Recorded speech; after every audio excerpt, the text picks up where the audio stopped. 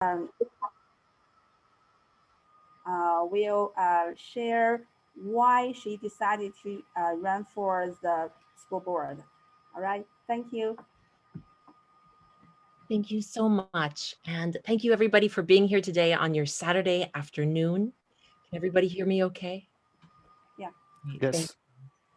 thank you. My name is Shauna Lee Tominey. Lee actually comes from my mom's name. Her name was Guo Li Zong, but since coming to the United States, she was given another name by a stepfather, Wanda Phipps, and so doesn't always go by her Chinese name. And that's been such an important part of my own identity that I've also passed that middle name down to my daughter, whose name is Winter Lee. And so that's an important part of my own feeling like I carry my mother, my grandmother, my family with me. I wanted to start by talking a little bit about growing up in Corvallis. Growing up in Oregon, I was just sharing that I was actually born in Eugene in 1979. So if you're doing the math, that means I'm 42. And I have been so inspired today by hearing so many of your voices, because the things that you will hear me talk about that I held close, that I held inside, are the things that you now are leading, having discussions about and talking about and leading the way for, that it took me so long to be able to find a voice for. And that's part of the story that I'll share with you today on my path to running for a public office, to being elected to a school board, and steps that I've learned along the way, and hopefully things that I can share with you while I'm also learning from you. These are some pictures of me growing up. You can see me in my red coat with my mom, who, as Jan shared, came from Taiwan. My mom grew up in Taiwan. She actually was my grandmother and her family had lived there for many, many generations. My mom doesn't know who her father was and was considered a half-breed in her own country. And that came with many challenges. And years later, my grandmother married or was a partner with an American man who brought the family, my mom and her two sisters and brother, to the United States in hopes of bringing them to new opportunities and more opportunities that they might not have had in their home country. They still have we have many relatives there. You'll see some of those pictures too that my mom is in very close daily contact with. But you can see then my dad, who she met in Eugene. Over on the right, the strip of pictures actually shows me in also another red coat, sitting with my mom and my aunt on the day that my mom received her citizenship in the United States. And then down below, you can see me with my grandma and my cousins growing up in Eugene before we moved to Corvallis. And growing up in Corvallis at a time when the community was predominantly white. At home, we were surrounded by my mom, my aunts, my uncle, hearing Mandarin being spoken, hearing Taiwanese dialects being spoken. Also, my aunts had married Mexican immigrants, so we had Spanish being spoken and various forms of Chinese, and we had the best food in the world. And my mom was one of these people who would go out and she would bring people home to feed them.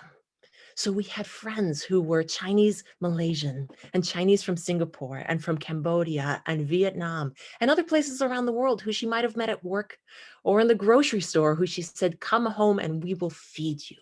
So we were continually being surrounded by a wonderfully rich Asian community, rich in food and stories and sharing. And I was taught at that time, through those interactions, that racism was a thing of the past, that was something that didn't exist in our home, that we didn't see. And this is what I experienced at home. And then I would go to schools in my predominantly white community and be told racism is a thing of the past. And so I believed it. And unfortunately, we aren't seeing that to be true. You can see pictures here down in the lower right corner of my mom's uncle, one of the very important people who raised her, along with her cousins there, and then another of my mom's cousins at the top with me. And it was challenging because growing up, I didn't have the words to say that even though I had so many things to be thankful for, my family, our schools, feeling safe, having enough food on the table, I didn't have all the words I needed to express myself.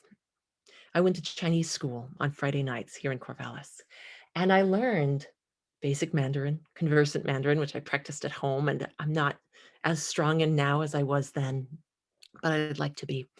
And the only response I learned when you are asked, "你好吗?" is, 我很好,谢谢. There was no other response. Years later, I asked my mom, how do you say angry? How do you say sad? And she said, I need to go look it up, even though this was her native language, because these weren't words that she had taught me, that she was used to saying, that she was used to responding with. And so growing up, I learned too that that was the response to say, I'm fine, thank you, in English and in Chinese. Now, I had two parents who loved me very, very much. Two parents who came from different cultures, who spoke different languages, who came from different worlds, but who loved their children deeply. And neither really knew how to express that through talking about feelings and mental health. And that's a trend I've heard coming out through our time together today already. Growing up, I checked a lot of the stereotypical boxes that we think of when we think about who Asian and Asian American and Chinese American children are. I went to Chinese school. I played the piano. I played the violin, the flute. My sister, who's on the bottom there, she and I played in chess tournaments. We won chess trophies. We went to Chinese school. You can see my handwriting over on the right. I found one of my books that I took a photo of. But I also stood in a way that people didn't always know who I was, where I came from, or what to make of me, because I don't necessarily look stereotypically Chinese either. I have some features. But I often would hear things like, what are you? Or where are you from? Or even the positive, oh, you look very exotic, but where are you from? I'd say, oh, I'm from Oregon. No, where are you really from? Or, well, I'm asking because of your accent. Where are you from? I'd say, well, I don't have an accent. I'm from Oregon. Really? And those little questions sort of sometimes seems like curiosity, sometimes seems like interest. Maybe it's a new friend, but they also send a message. They send a message that you don't belong or you don't look how I expect. And so often, for those of us who stand across different cultures and different worlds, that's something we're constantly navigating, right? We have family values at home, we have family values at school or in the community, and we have a foot in each.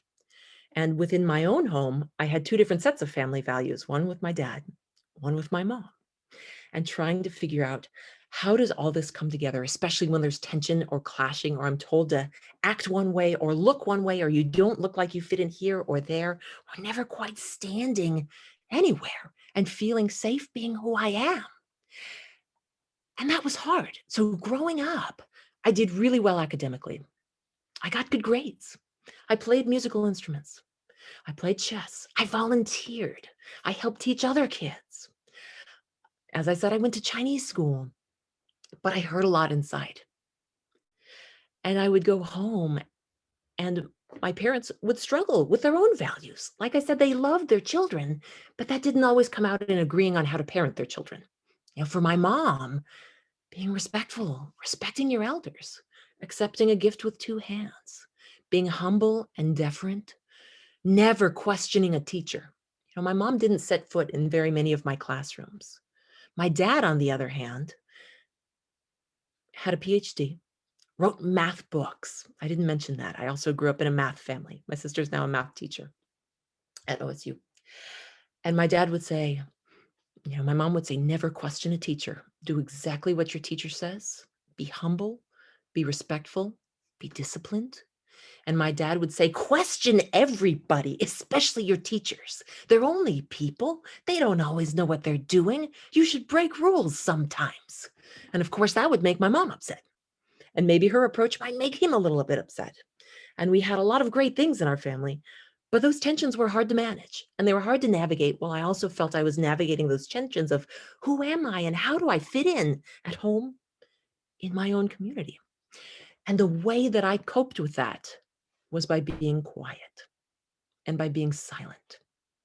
And I learned, rather than having my own opinions, that it was better to keep them inside. And in fact, not to even have them. What music do you like to listen to? Well, I wasn't allowed to listen to American popular music, and I didn't want to stand out. I wanted to fit in. So I'd say, well, whatever you like, let's listen to that. Well, what do you want to do today? Whatever you want to do. And so I learned to be that friend who just wanted to do what anyone else wanted to do because I wanted to keep peace. I didn't want to see fighting. I didn't want to see arguing. And I wanted to find a way to fit in. And it seemed like the way to do that was to keep my head down, to do what I was told, to not raise any waves, and to let my voice be silent. I didn't know what I wanted to do when I graduated and it was time to go to college. But the one thing that I did know was that because of being quiet, that it was a lot easier for me to talk to children than it was to talk to adults.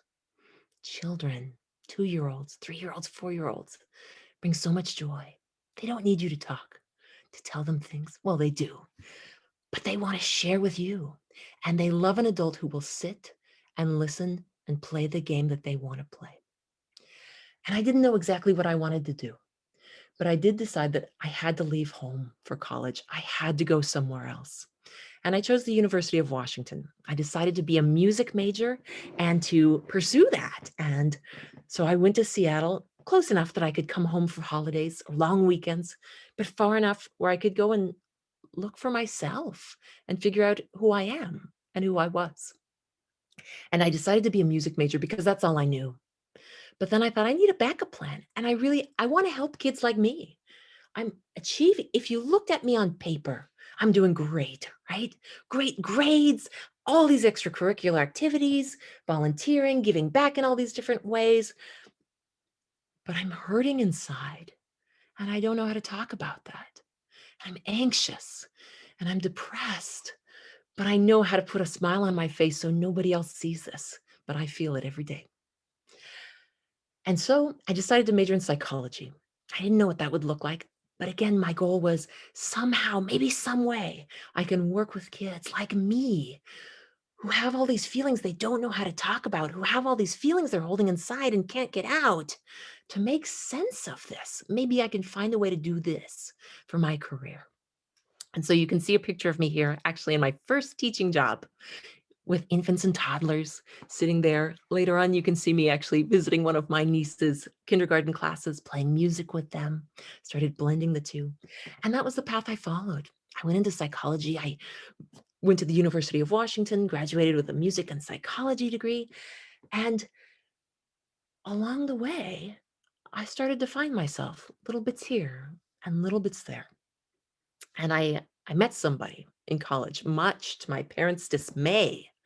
I had a boyfriend and we actually got married after college. And this week we celebrated our 20th wedding anniversary. So it worked out. It doesn't have to work out if you meet a partner or a boyfriend that early, but I did. And he was somebody who I could be myself with, who I could share anything with, who I could talk about feelings with rather than holding them in. And that was another big part of this journey, was finding people who would do that with me, who would share those thoughts and ideas and feelings with me. And my husband, his name is Colin, actually was going into the military. So we had many adventures, which I don't have too much time to talk about today. I'll be mindful of the time. But we married in 2001, which was the same year that the Twin Towers in New York were hit. The same year that a lot of war efforts toward the Middle East started, and he was going into the military. And we actually moved to Kansas. He was stationed there in the military, and he went to Iraq for several years during that time. And I went on in my graduate studies, and I continued finding ways to work with children, to work with families, to look at how we help others find their voice. But at the same time, a lot of that was looking for how could I find my own voice? And that's what I did on my path. I worked in early childhood. I worked in parenting education. I started working with parents and families. And I did it in a way that was very quiet, where I spent a lot of time listening. And moving from Seattle to Kansas, I came back to Corvallis. We did for a number of years to get my PhD here. I was out at Yale for a number of years and worked out there. And you can see my daughter here on the right, sitting here. I learned a couple of things along the way. So this is sort of a 20-year path that I'm going to condense into just a few things that have stood out to me. Along the way, I learned our social and emotional and mental health matters. You've been hearing this over and over today. But for so many years, I held that in. I held those feelings in. I had no one to talk to. And I eventually built my career, which is what I do now, around teaching others to express themselves in healthy ways that meets their own family and personal values and culture. So this is something we could continue talking about another day and do more of together with some strategies and looking at how do we do this in a way that feels safe and comfortable. The feelings we have matter. They can eat us up inside, or we can use them to our benefit. There are no good and bad feelings. Feeling angry might get you ready to fight for something you believe in. Feeling anxious, that stress can get you ready to take on a challenge with a little extra energy. Or either of those can derail you, feeling so angry that you give up, feeling so anxious that you can't get anything done, feeling so sad that you're discouraged rather than, I'm going to think about this and I'm going to learn from it and I'm going to do better next time. So we can use our feelings as superpowers when we learn how to do that.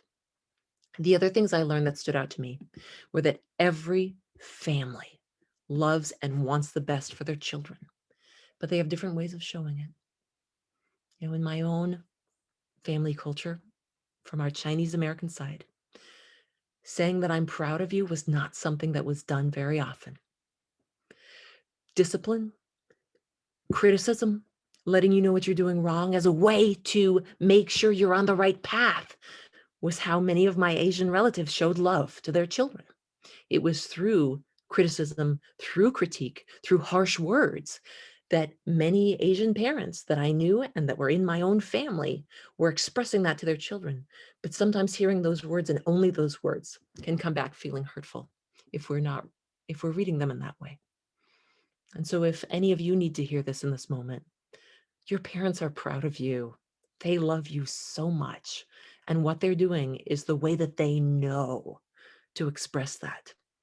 But for those of us who are standing across multiple cultures and we're looking for different ways of hearing things, we may not be able to hear it in that way.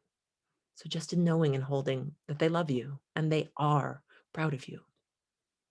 And I saw that everywhere I went, that every person, every child, every youth, every adult wants to be loved and valued for who they are. And I started seeing this first as I was moving around and working in Black and Brown communities, not necessarily Asian communities, but where I started making close friends who had experienced systemic racism as Black Americans, or those in the LGBTQ community with queer identities or transgender, said everywhere I look, I don't see myself and I see messages saying that I don't belong or I am not human.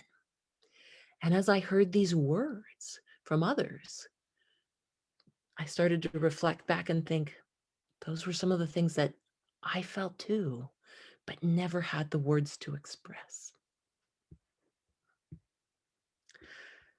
Growing up as a Chinese American or an Asian American youth, I think Daniel pointed this out earlier, that Asian Americans are 3 times less likely to seek out mental health services.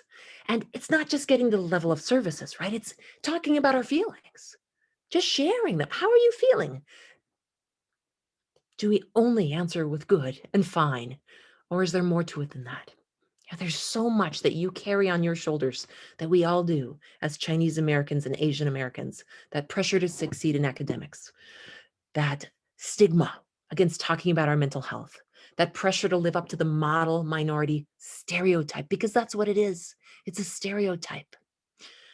Family obligations and the deep connections we have to our families and to our roots based on strong traditional and cultural values that we both want to honor, while also trying to navigate how do we carry that with us while also navigating the other cultures that are around us and the other expectations that come down on us. Discrimination that we don't always talk about. And then that difficulty in balancing different cultures. It may be more than 2, it may be 3, maybe more. And developing that bicultural sense of self that may feel like you don't really belong or fit in anywhere sometimes. And that can be hard too. As I moved around the country, as I've taken different positions, worked with different groups, and seen that underlying message that everybody wants to belong, everybody wants to fit in and feel safe being themselves. More and more of the little things I'd heard growing up started standing out to me. Now, the first time I heard, "You're so exotic. Where are you from?" No, where are you really from? It didn't bother me that much. But as I started hearing those things more and more, it started to weigh on me a little bit. And then I realized it's not just me. There are others who are out there. So many of us out there hearing these same things. You can see some of these examples here. You're not really Asian, or the opposite. You're so Asian. So you're Chinese, right? Or you don't really seem Asian. No, where are you really from? You're so exotic. Can you see as much as white people, because of your eyes? Or your English is really good. All of these types of messages send a message that you don't belong, or that you're foreign, that you're not part of the in group or the in crowd here. And that's harmful, because we also see that representation of positive messages, of diversity in who Asian Americans and Chinese Americans are, should not be a stereotype. These are just a few images here. I'm happy to share out the PowerPoint later if you want it. But Asians are nearly invisible in Hollywood. How great was it, if any of you have seen Crazy Rich Asians, to have a whole cast of Asians represented in a movie? Or on the left, the chart shows the percentage of teachers in our country who are white, Black, Hispanic, and Asian, and the change in that from 2003 to 2015, almost none, from 1% to 2%. And then there's evidence now that despite high achievement, Asian Americans are being paid less for the same jobs at the same education levels. That's unjust and unfair. Only 7% of children's books have characters with Asian Pacific Islander characters. And that's taking the entire group of what it means to be an Asian Pacific Islander and putting it into one category. Discrimination. Those who identify as Asian American and Pacific Islanders have reported significant discrimination in recent years as well. And it was so many of these things together as I thought about all that I've learned in my last 42 years, thought about the ways that I've found to bring my voice out, to find that all those years I thought I had nothing to say, that it was better to stay quiet.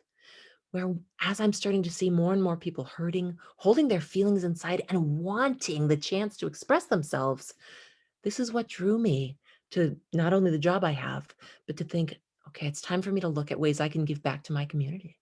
It's time for me to look at ways that I could, what are all the skills I have, and how could I volunteer those for our community? And what came up for me was school board.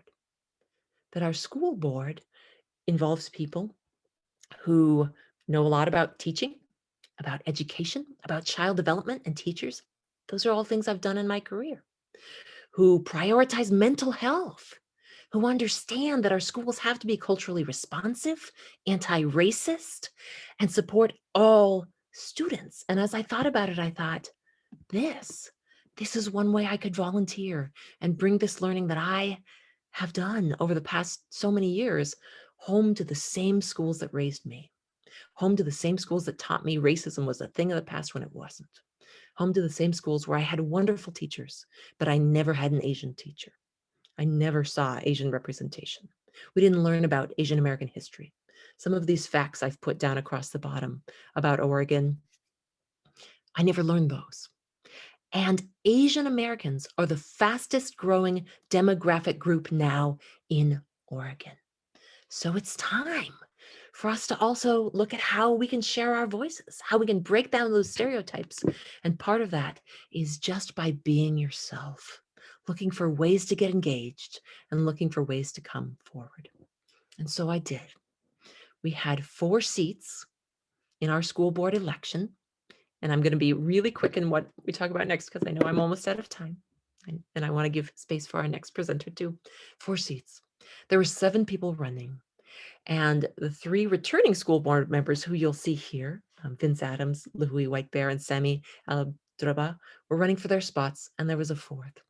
And they invited me knowing that I was interested, if I would run alongside them as part of an equity slate to support equity in our schools. And I said, yes, I'll be there. And the 4 of us, after a very challenging race, won those 4 seats, which we're very excited and honored about. And before we close, I just want to talk for a moment about what a leader looks like. Because when I put my name in to run for school board, I had folks very well intentioned who reached out to me and said, I have some feedback for you about how you should show up as a leader. And somebody who's well known in our community, a white male.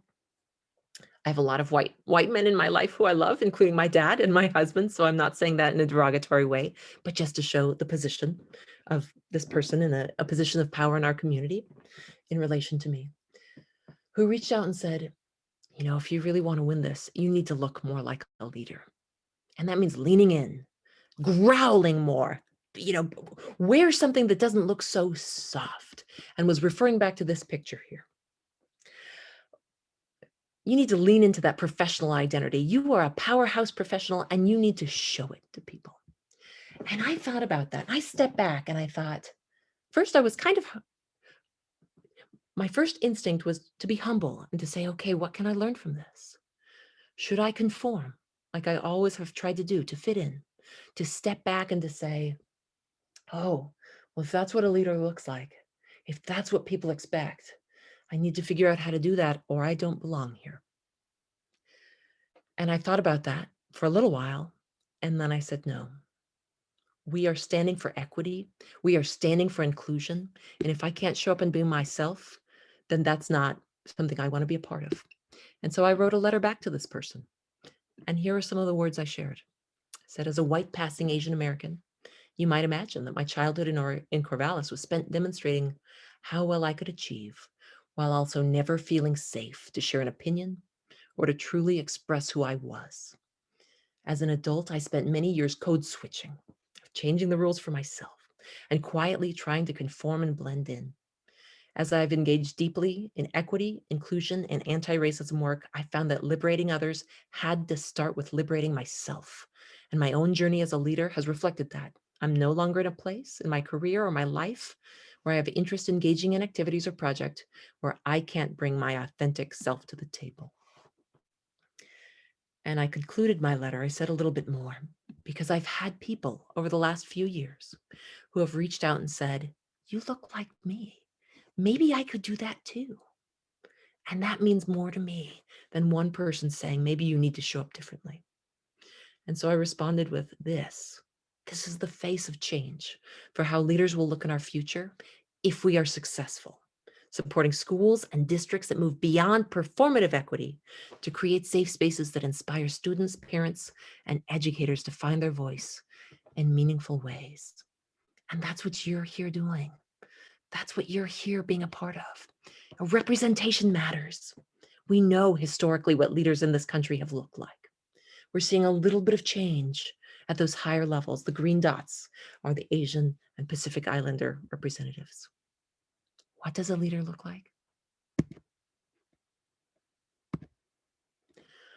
There are some slides here that the New York Times, and I can send the link, put together some self-portraits of Asian Americans talking about who they were as leaders themselves. Here's Sally Deng. Like many children of immigrants, I was taught the value of good work ethics by watching my parents toil and overcome endless hardships. I believe I am celebrating my Asian American culture and honoring my parents well. I won't read all of these now because we're almost out of time. Here's another. My parents are among many other Asian parents who cannot express their feelings or love straight.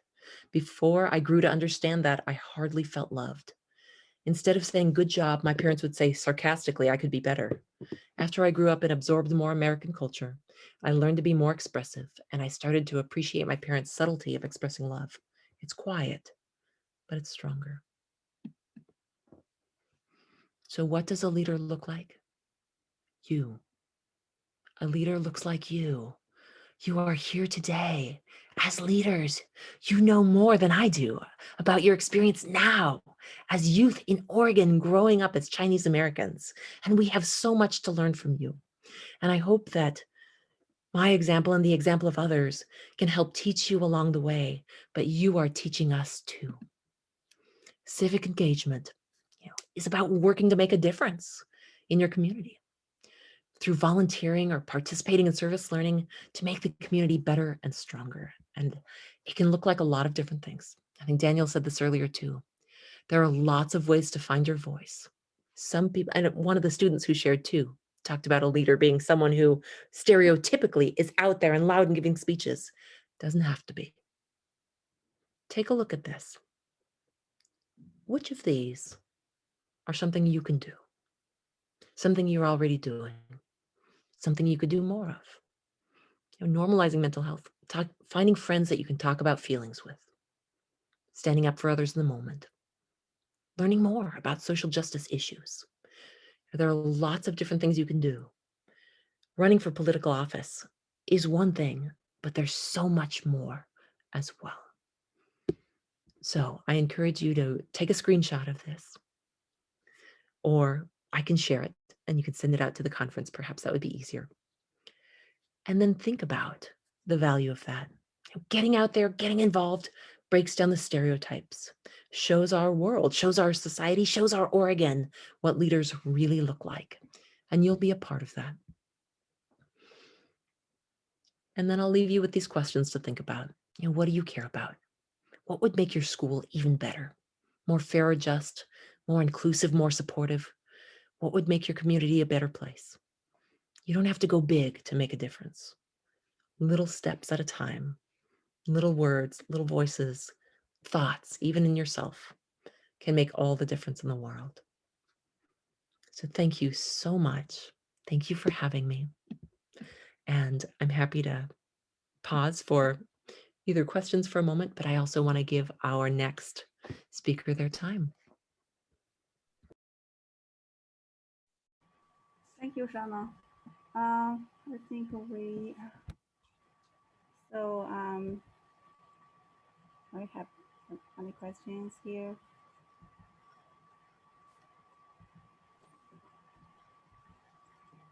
Looks like Bing Lee has a question. No, I don't have a question, but I just want to tell you how inspiring your presentation. So impressive. And I did take some screenshots because I want to share with my children about your brilliant idea. Thank you so much for sharing. You're very welcome. I'll add the file. Oh, I can add the file here to the chat so everybody could have the whole presentation. Thank you. Thank you for your kind words. Yeah, we appreciate your support to the all Chinese community. Thank you so much.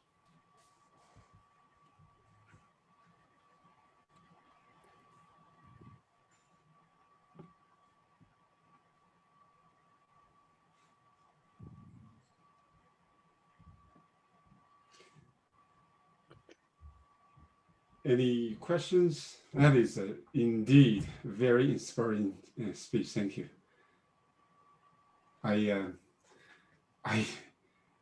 Your speech is just like telling a story.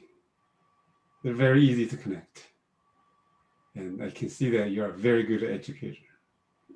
You're very good at what you're doing. So thank you for the learning opportunity for everyone here.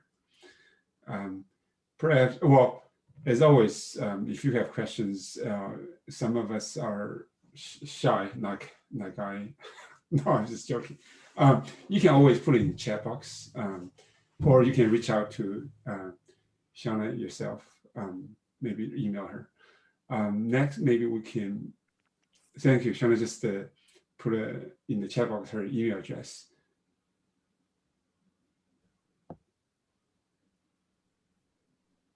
Okay, so perhaps we can move along to the next speaker.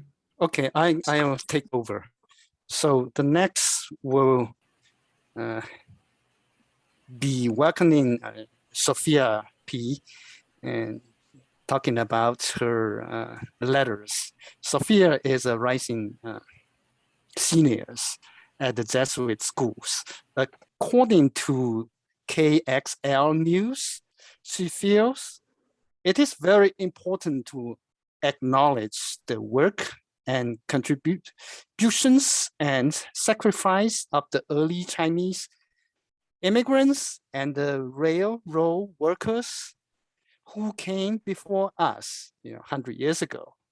And she wrote a letter to metro councils promoting the cultural heritage gardens, memorials for the Chinese Americans who helped build the railroads in Oregon.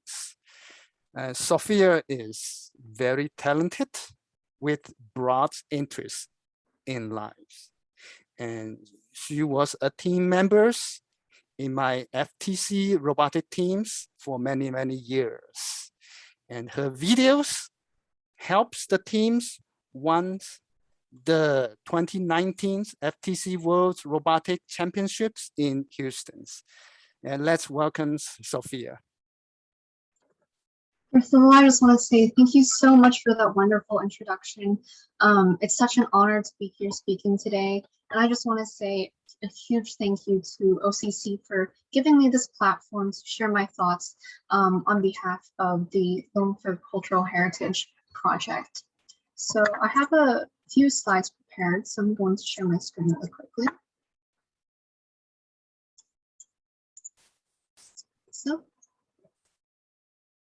All right, so today I'll be speaking about how to stay engaged in our community in the context of the Loan for Cultural Heritage project, which has been a project that we've been working on for the last few months and is really coming to fruition. And it's something that I'm really proud of our community for doing. But just a brief overview of what my presentation is going to look like today. First, we're just going to tackle introductions, get that out there, and then just a brief overview of what community engagement means to me and what it means in terms of like how we can enact that in our own lives, and also the significance of community engagement and why that's such an important aspect of being a member of our society in the modern day. And then the bulk of my presentation is going to be about the Loan for Cultural Heritage Garden project, which I'll explain in more detail in a moment, but it's been a really huge project that I've really enjoyed working on. And I think I've learned and grown so much from it, and I'm so excited to share it with all of you guys today. And then we'll just have some closing thoughts in order to wrap up the presentation. Hold on. For a moment here. Okay. So just as some introductions, I am a rising senior at Jesuit High School. I'm really passionate about engaging with my community and just advocating for the causes I believe in. So at Jesuit High School, I am the editor-in-chief of our health newsletter called The Pulse, and I'm also the leader of our Portland Junior Scientists organization, which is an organization that seeks to lift up underprivileged elementary schoolers by introducing them to scientific experiments at a young age. And also, of course, an absolutely indispensable part of my identity is the fact that I'm an American-born Chinese. So my parents are both immigrants from China, and my Chinese heritage has always been a huge part of my identity and what it means to call this place my home. And I think this has been addressed by so many of the other speakers today as well. But I just really appreciate this intersectionality between being a Chinese person and also being an American citizen, a Portlander, an Oregonian. And there's so much richness in that intersection that is so central to what it means to be a Chinese American. So I just wanted to start things off with a quick interactive activity. So if everyone could open up like their devices and just type in menti.com into the URL. 1 second. And then use the code on the screen.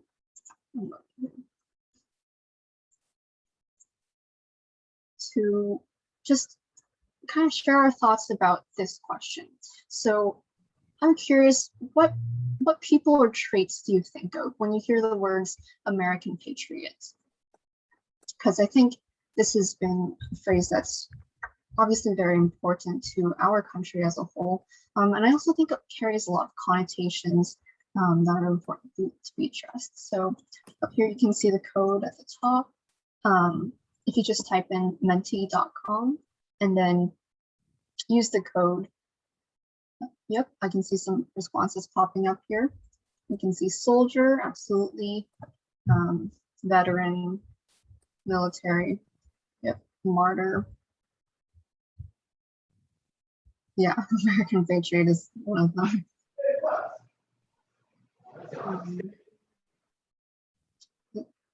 Loyalty, prideful. Oh yeah, we have nationalism here. White, definitely something we can address as well.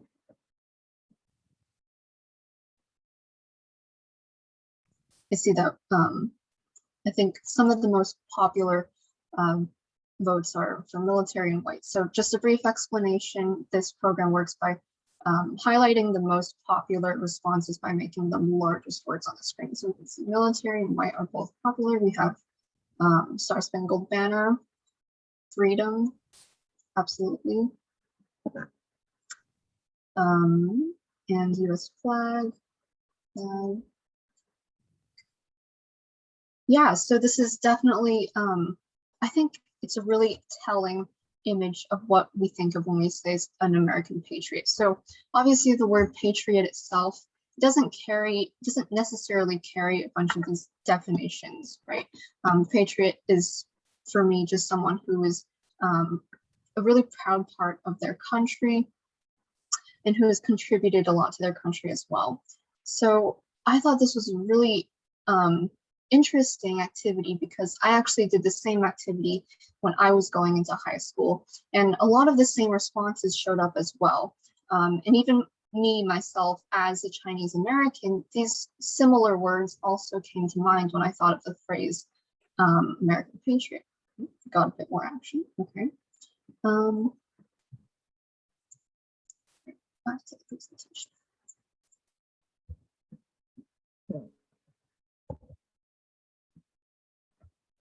So that activity for me was really interesting because it tells us what our subconscious associates with the words American patriot, what our subconscious associates with what it means to be an American, what it means to be a proud American, a contributing American to our country. So just to introduce the Loan Fur project, to give a little bit more context to that activity that we just did. So the Loan Fur Cultural Heritage Project is about part of the Lone Fir Cemetery in Southeast Portland. And part of that cemetery is this piece of land that's called Block 14 at the moment. And right now it's kind of just an empty gravel lot. It doesn't have a lot going on. It's mostly just empty, whereas the rest of the cemetery is, of course, lush and green and whatnot. And what's interesting about this particular piece of land is that it was actually a mass burial ground for Chinese workers on the Transcontinental Railroad. So these were railroad workers who unfortunately perished while working on the railroad, and who were buried here before their remains could be sent back to their families in China.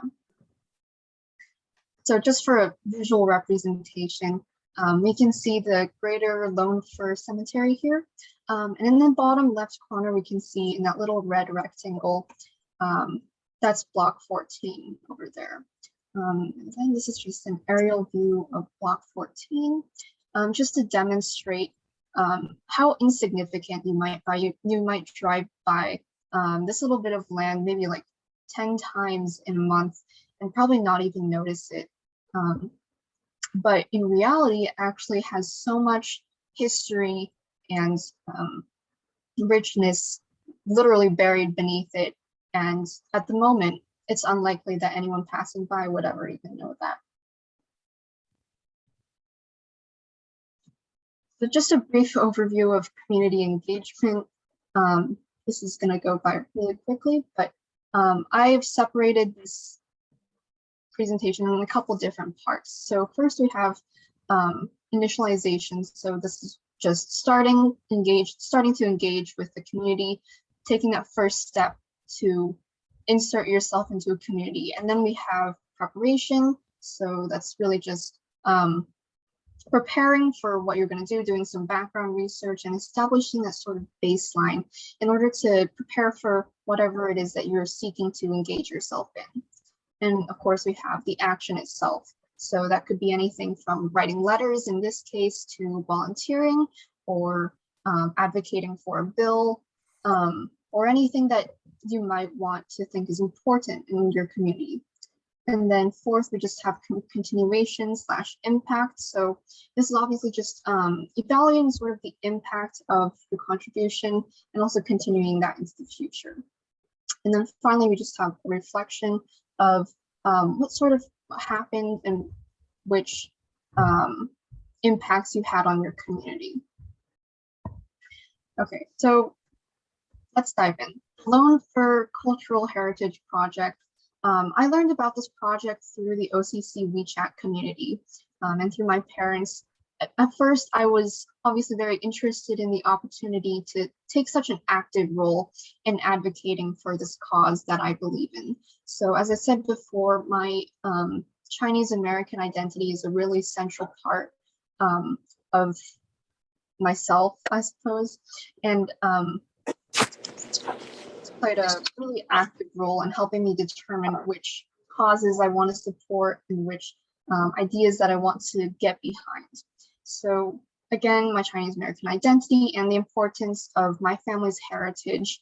I'm sure many of the people in the audience today have also shared that experience of being sort of isolated in America, surrounded by American culture, and then going back to like China or wherever our family lives, and then being surrounded by this vast richness and unearthing this such this complex and sophisticated richness of culture that we've never known before. So initially, I was hesitant about taking on this project. I was thinking things like, oh, what if this backfires? You know, what if people don't receive it well?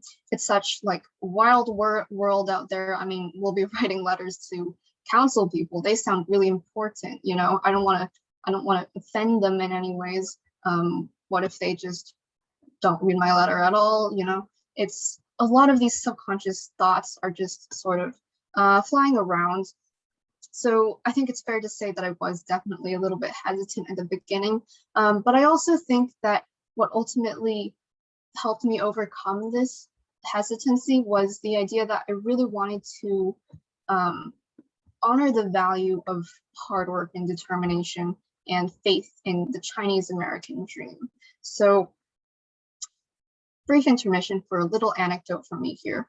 When I just finished my junior year of high school, and in my junior year, I took AP US history. So we have this huge textbook. It's like hundreds of pages long, and every single page goes into exhaustive detail about various aspects of American history. So on some pages, you might find like descriptions down to like the patterning on like Lewis and Clark's satchel or things like that.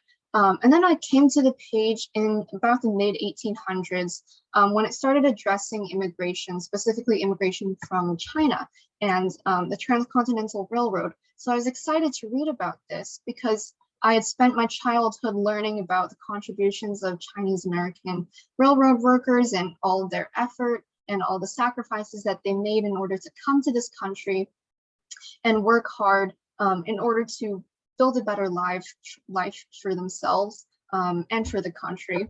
And I got to that section of my AP US history textbook, and I opened it, and there were no more than 2 sentences addressing the Chinese American railroad workers, which I thought was really indicative of the way that these hundreds of thousands of people have just been sort of casually mentioned as a side note in US history.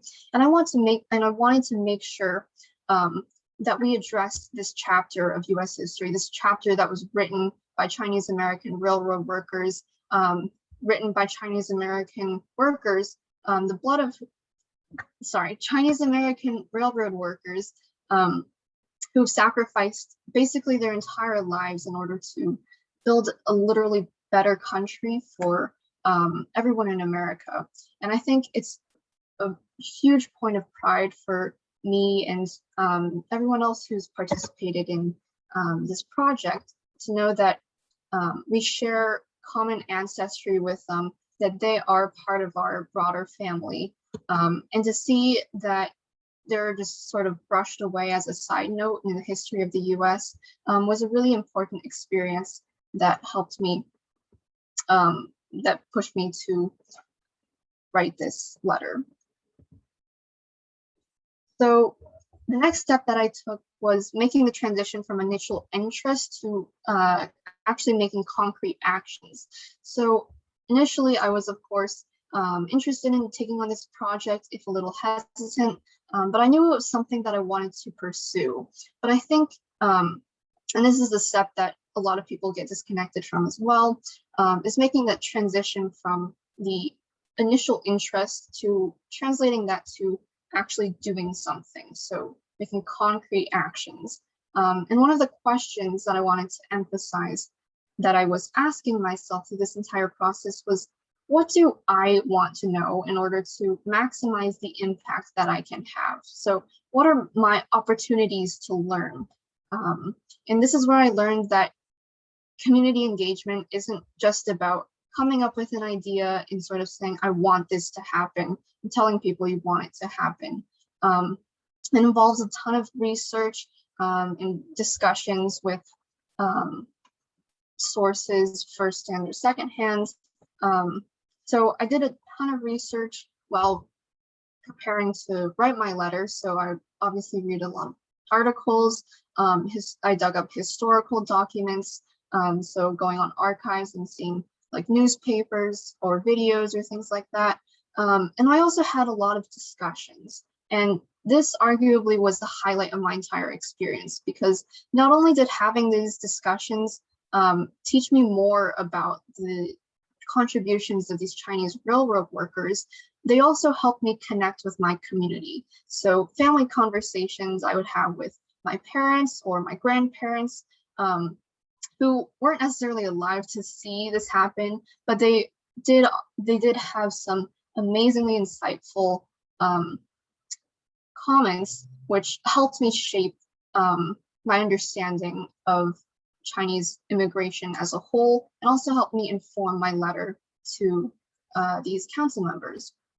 And we also attended OCC hosted webinars where we were able to meet and interview with a lot of really fascinating stories of people who had either experienced this, not experienced this firsthand, who had family members who had experienced this firsthand, who were now passing on their knowledge and their stories to our generation, which I thought was a really fascinating and powerful part of this community engagement.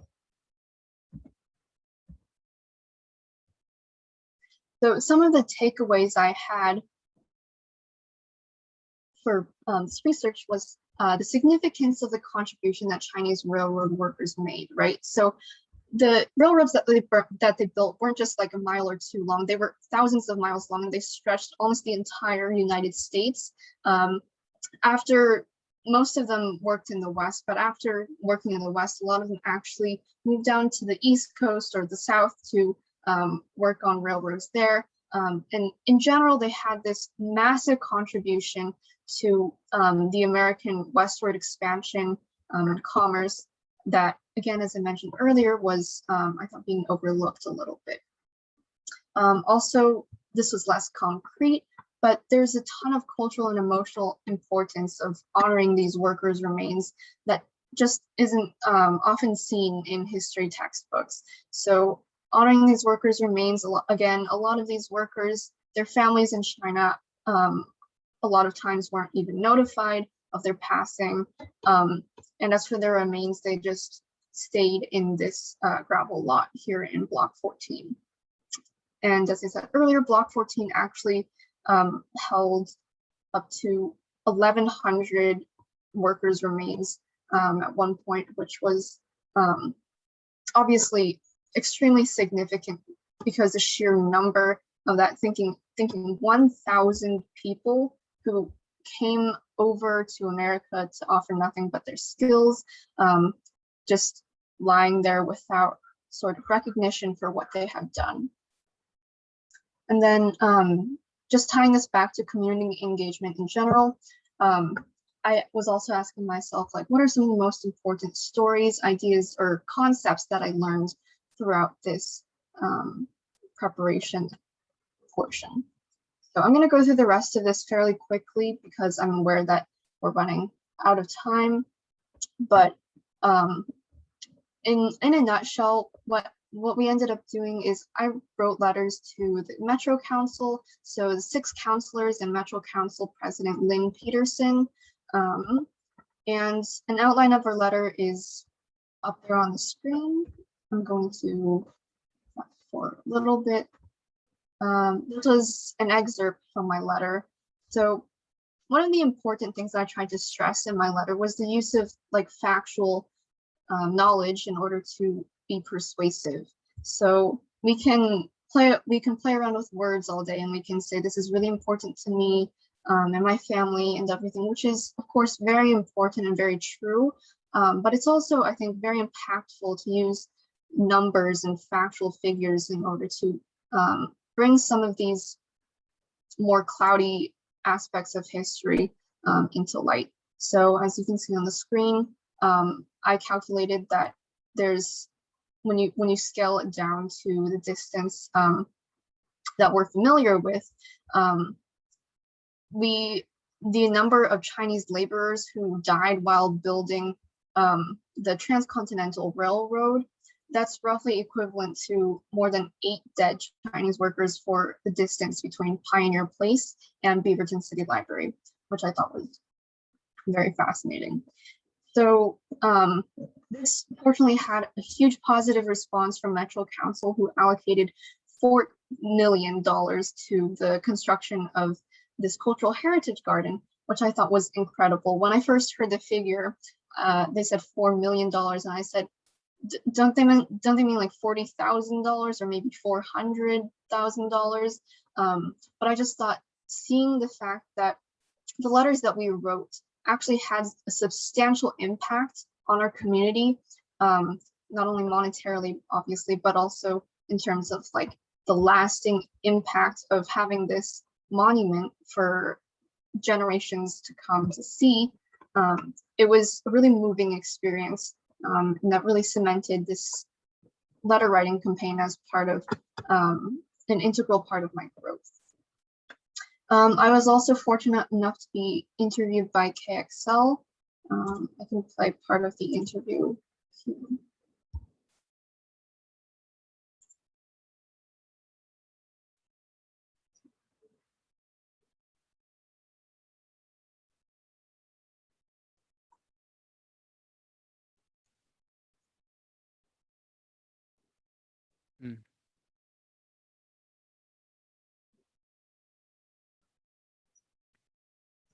Sophia, if you want to share voice, you can go to share screen, and then there is the option, the advanced sharing option. There should be an option that you can share voice. Okay, sorry, my bad. That's okay. Let's see. To get them to prioritize a cultural heritage garden memorial for the Chinese Americans who helped build the railroads in our city. The Oregon Chinese Coalition has nominated 2 of them as KXL Everyday Heroes. The master plan for the Lone Fir Cemetery at Southeast 20th Avenue and Southeast Morrison Street includes a memorial to honor those who were buried in the historic Chinese section of what's known as Block 14. Right now it's a flat and pretty ugly gravel lot, and at one time was where over 1,100 Chinese were buried. Many were later dug up and sent back to China, but hundreds remained buried there, along with over 200 patients of the Oregon Hospital for the Insane. Sophia Pai is a junior at Jesuit High School and feels it's important to acknowledge the work, contributions, and sacrifices of those who came before us. Because personally, I truly believe that one of the most important things and one of the most important things to keep in mind as we continue building our future is the work in the past and the mistakes of the past, and to remember those and to commemorate them in a way that is honorable to everyone involved. Sophia is editor of her school paper and has done a lot of research into how Chinese Americans' efforts helped turn Portland into what it is today. A lot of times when we talk about history, it's easy to get the message and like the true pain and suffering diluted. It's estimated that nearly 2,000 Chinese laborers perished while constructing this track, about 1,900-mile track. So that's like 8 dead Chinese workers for the distance between Pioneer Place and Beaverton City Library. And I think that just helped me conceptualize just how great this sacrifice was, and just to recognize that these people, they weren't just statistics, they weren't just more laborers, they were real people who had real lives and real dreams and aspirations, and that as such their sacrifice should be remembered and honored. Shengyao Lu is a sophomore at Lake Oswego High School and shares the Hero Award with Sophia. My goal is to break the model minority stereotype among the Asian American community. Like, we have a voice and we don't want to stay silent. So what have you been doing to try to promote this? Really difficult for me. I'm not a native English speaker. I haven't been that into activism, like the protests. I'm trying to find my own way. I really enjoy creative writing and art, so I've been trying out that lately. I wrote poems about Asian American experience, and I wasn't born here, but I came here as a child, so I kind of have experiences with both cultures. She's written a poem and describes it for us. It's kind of an interesting poem. I tried writing the poem from the perspective of a Chinese American who came to the United States. I wrote in first person. I tried to talk through the voices of those immigrants because I have some common experience with discrimination. Of course, not that dramatic, but I tried to be very bold about my language. I guess I was a bit emotional.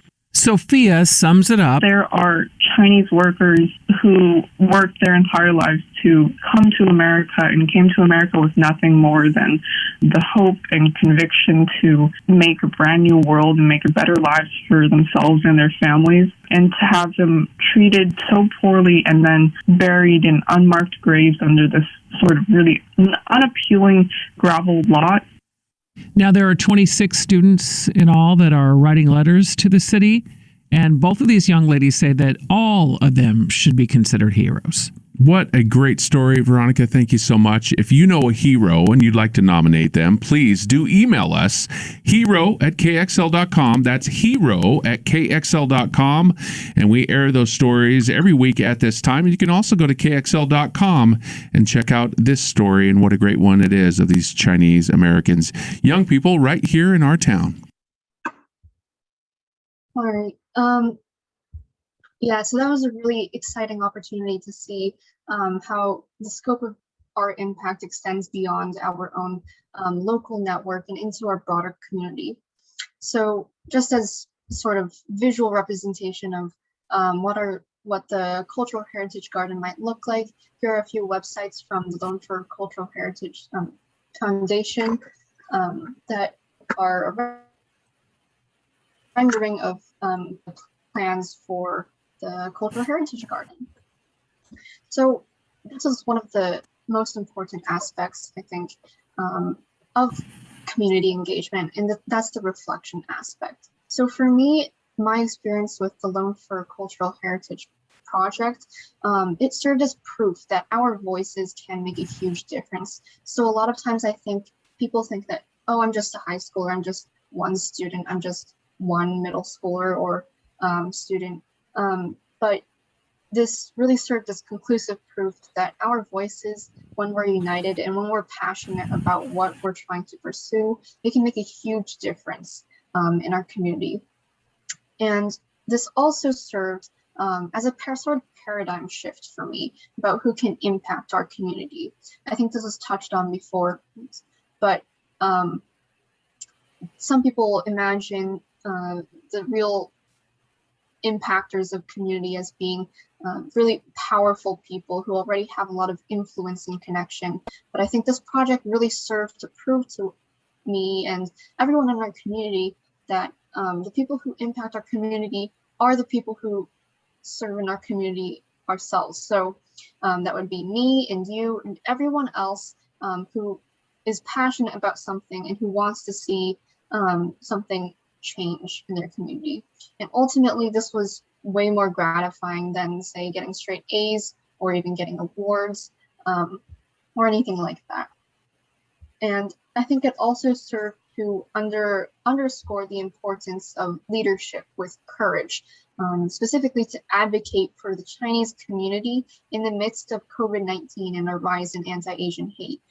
As I'm sure everyone is aware of, the rise of COVID-19 also meant a rise in hostility towards Asian. I think it's been up like almost 500% in some cities, which is crazy to think about. But I thought it was fascinating that this project happened to coincide with COVID-19 in order to help recognize Chinese American contribution and also hopefully forge connections between these Chinese railroad workers and all the future generations in order to sort of foster a sense of community. Again, I think of leadership as stepping outside of your comfort zone in order to affect the change that you want to see in the world. So in this project, we were able to network and persuade stakeholders of various different races and backgrounds to honor Chinese heritage for generations to come, which I thought was really impactful and also really interesting to see that something that I do within my community can have such a broad impact for people not only outside of my local community, but also for future generations, for future people who might stroll by Block 14 and see this cultural heritage garden and remember the sacrifices that these Chinese American railroad workers made. I just want to end on this note, say that I firmly believe that we are all empowered to create change. So I know that a lot of times it feels like, oh, I'm just one voice in a room of people shouting in order to try to gain attention. But it really is inspiring to see how impactful just one or two or a couple voices can make to make our world just a little bit of a brighter place. And I just want to thank you to everyone for listening, and also, of course, to OCC for giving me this platform to speak about this topic. Thank you for Sophia's and talking about your takeaway about this project. And this is a significant project that will promote the histories of our Chinese railroad workers. And OCC have been trying very hard to host many of the seminars and Zoom talks in this topic. And we even bought a series of display panels for exhibitions. And we'll have in the futures a few exhibitions come up to display them. And I'm sure in the futures we will have many similar talks to educate our community members about these cultures and these histories. Thank you. Do you have, if anyone has questions please feel free to ask. You can type in the chat, or you can just unmute yourself and then speak up. Or if you have any of the questions not related just to this these cemeteries, and you can also ask. And we'll use the last portions of this conference to answer the questions, and have a better interactions between all of us. Yeah, before when the people started to prepare the questions, I can do a little sales speech. And it's a couple of minutes. Before that, I brought those 7 panels from San Francisco here. And I think that we are planning with the different stakeholders in Chinatown for the first ever Harvest Moon Festival on September 19th. I think that's going to be a great opportunity to have those panels displayed. And so everybody is welcome to come over to Chinatown and see what we can present to the city. And back to speeches, and both speeches are just so powerful. I'm speechless, and so I think that each of the speeches is kind of a combination of self-reflection and the motivation. So that's what we need today, and I think that's also what we try to accomplish with this year's youth conference. So we all know underrepresentation has been with us, Asian American, especially Chinese American, for a long time. It doesn't mean we don't want to make a difference or change that. So among many reasons, so we don't have a platform to push our agenda and get our voice out. Since Oregon Chinese Coalition has started, it's a 501c3 as a community charity organization. So we have been talking and working on having 501c4, which can allow us to get involved in politics in a meaningful way. However, there have been so much fear along the way. So we say what we can do as a 501c3 organization, as long as we stay away from politics. So if we decide to dive into the politics arena, the community might split apart. So in fact, this is what has been happening with other Asian organizations, and I think the latest, I think the panel has been experiencing such challenges. So the challenge is real, and we fully acknowledge it. But just like what we stood up for the community by forming the OCC, by taking actions, we could explore our path together along the way. I truly believe we can do the same with the C4 organization. So we have to start from somewhere. Otherwise, we will be whining about the same thing 10, 50, or even 100 years later. So this summer, one of the major tasks for us is to build up this C4 organization.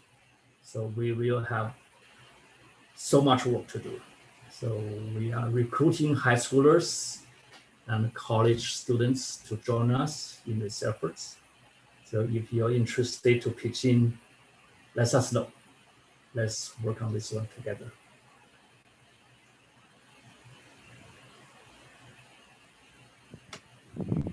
Thank you. I just want to add a few words of my own reflection, what I have heard today. So fortunate for I want grateful for the presentation. I'm also very happy to see the professional skills of the students in their presentation. Great examples that I see. I teach in college, and I can tell you that your presentation is way above what I see in my classroom. I'm not saying it to please you. I don't even know you at a personal level. I say that because it's a fact, and I'm also very happy. Presentation is such a wonderful skill that you need to have for your future success, professional, or even to have a happy family. You need to persuade a partner for something. Otherwise, you will end up fighting like us. No, I'm just joking. But my point is a very important skill, and you are way ahead of the game, and very proud to see that. The last the presentation by Sophia, I'm really impressed by what I learned from her. She has a concrete steps to I learned. She taught me how to make a project real. Not only have ideas, but how to do it. I rarely see that in presentation. So thank you, Sophia, for teaching me that. I appreciate it. And then from Daniel, a very powerful, persuasive points that I can easily follow.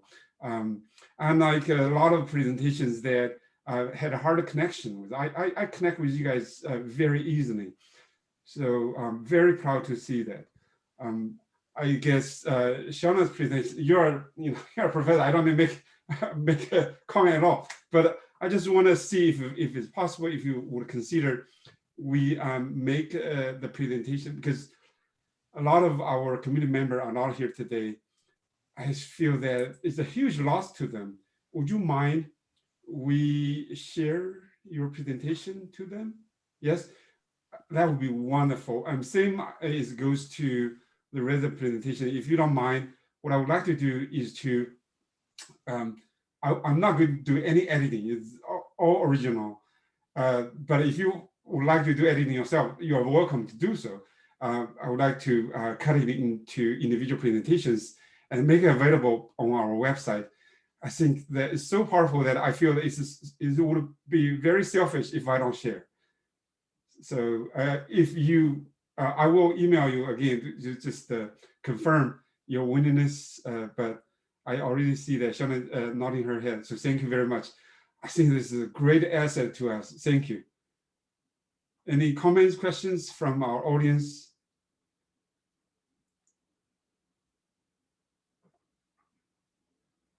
No? All right. So maybe, so Hongzhen, you talk about these new organizations. Maybe for high schoolers, maybe do you mind add a little bit more explanation? Because right now we have OCC, right?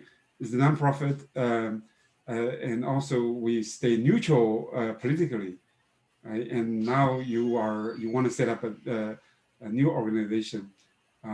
You talk about the importance, and would you mind to say a few words about most immediate project you are thinking of, or how, as a high school schooler or college students, how they may be contribute?